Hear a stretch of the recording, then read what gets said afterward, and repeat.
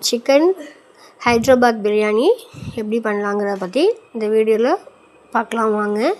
1 kilo chicken pieces எடுத்துருக்கோம். அதை clean பண்ணி எடுத்துகிட்டு அதில் தேவையான அளவு இஞ்சி பூண்டு விழுது, தயிர், மிளகாய்த்தூள், மல்லித்தூள், உப்பு, பட்டை, கிராம்பு எல்லாம் ஆட் பண்ணிவிட்டு பச்சை மிளகாய் தேவையான அளவு எடுத்துக்கலாம்.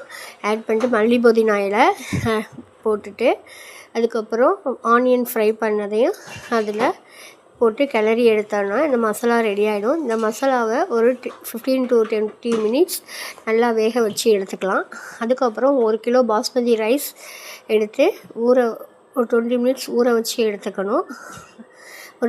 ஒரு பாத்திரத்தில் தேவையான அளவு தண்ணி ஆட் பண்ணிவிட்டு உப்பும் ஆட் பண்ணிவிட்டு நம்ம ஊற வச்ச பாஸ்மதி ரைஸை அதில் 3/4 பதத்துக்கு வேக வச்சு எடுத்துக்கலாம். அரிசி வெந்து வந்தோன்னே நம்ம வேக வச்சு எடுத்துருக்க சிக்கன் மசாலாவோட ரைஸை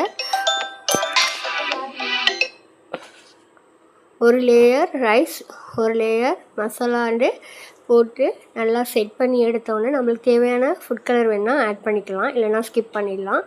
அதுக்கப்புறம் இந்த கலவையை ஒரு ஸ்டவ் ஆன் பண்ணி வச்சுட்டு மேலே உங்களுக்கு தேவையான அளவு கீ ஆட் பண்ணிவிட்டு ஒரு 1/2 hour தம் போட்டு வச்சா தம் பிரியாணி ரெடி. தேங்க்யூ.